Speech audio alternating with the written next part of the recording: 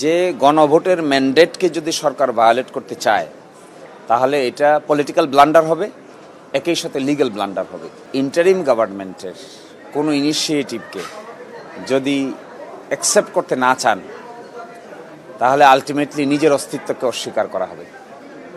যে নির্বাচনের মাধ্যমে এই সরকার ক্ষমতায় এসেছে এটাও একটা ইন্টারিম অ্যারেঞ্জমেন্ট। যে জুলাই সনদ বাস্তবায়ন আদেশের অধীনে গণভোট অনুষ্ঠিত হয়েছে, কেউ যদি এটাকে অস্বীকার করে তখন তার নিজের অস্তিত্বই থাকবে না। কেউ যদি মাঝখানে ইন্টারিম গভর্নমেন্ট গঠন প্রক্রিয়া, তার কর্মকাণ্ড এইগুলোকে বৈধতা দিতে না চান তাহলে নিজের বৈধতা আসবে কোথা থেকে? ফলে আমি মনে করি অবশ্যই ইন্টারিম গভর্নমেন্টের যে সমস্ত কাজ করেছেন, সংস্কার কাজ করেছেন, বিভিন্ন অধ্যাদেশ জারি করেছেন, গুম খুন অধ্যাদেশ থেকে শুরু করে অনেক গুরুত্বপূর্ণ কাজ করেছেন। তার মধ্যে সাউদি এক্সপ্রেস করবে ওভারহিটিং শেষ, ইঞ্জিন রাখে ঠান্ডা আর দিবে smooth performance. Saudi lubricants separate judicial secretariat অধ্যাদেশ জারি করেছেন। এগুলোর ব্যাপারে বর্তমান সরকার সেমভাবে অ্যাপ্রুভ করবেন, এগুলোকে অ্যাক্টে রূপান্তর করবেন।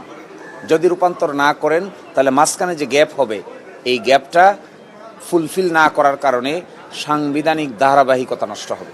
এটা করা উচিত হবে না। যে গণভোটের ম্যান্ডেটকে যদি সরকার ভায়োলেট করতে চায় তাহলে এটা পলিটিক্যাল ব্লান্ডার হবে, একই সাথে লিগ্যাল ব্লান্ডার হবে। কারণ দেখেন, এখানে বলা আছে জুলাই জাতীয় সনদে বর্ণিত অপরাপর সংস্কার রাজনৈতিক দলগুলোর প্রতিশ্রুতি অনুসারে বাস্তবায়ন করা হবে। তিনটা প্রশ্ন উপরে সুনির্দিষ্ট করে বলা আছে। এর বাইরে যেগুলো অপরাপর সংস্কার আছে সেগুলোর ব্যাপারে তারা তাদের ম্যানিফেস্টো অনুযায়ী ব্যবস্থা নিতে পারবে, কিন্তু যেগুলো তিনটা সুনির্দিষ্ট বলা আছে এগুলোর ব্যাপারে নিজের মতো করে ম্যানিফেস্টো অনুযায়ী ব্যবস্থা নিতে পারবে না।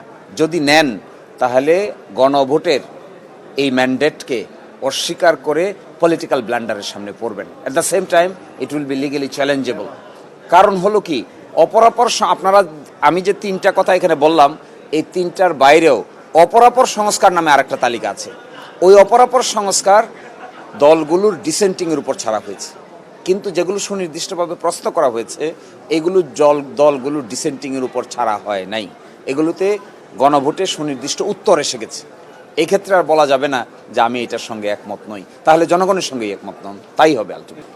এরকম সংখ্যা এক জায়গায় আছে 30টি, এখানে সুনির্দিষ্ট সংখ্যাটা বলতে পারছি না। 30 এইটার আলোকে আমি দেখতেছি প্রায় 36টি, প্রায় 36টি। এর বাইরেও আরও অপরাপর আছে। এই অপরাপরগুলো তারা তাদের বিধান অনুযায়ী, ম্যানিফেস্টো অনুযায়ী ব্যবস্থা নিতে জুলাই সনদ বাস্তবায়ন আদেশে কোনো বাধা নেই। কিন্তু এই ক্ষেত্রে ব্যত্যয় ঘটালে জুলাই সনদ বাস্তবায়ন আদেশকে ভায়োলেট করা হবে। যদি জুলাই সনদ বাস্তবায়ন আদেশ 2025 এর অন্তর্ভুক্ত বিষয়গুলোকে পাশ কাটিয়ে যাওয়া হয় অথবা বাস্তবায়ন করা না হয় তাহলে আমাদের জোট এবং আদালতের ভিতরে এবং বাইরে উভয় জায়গায় তা প্রতিবাদ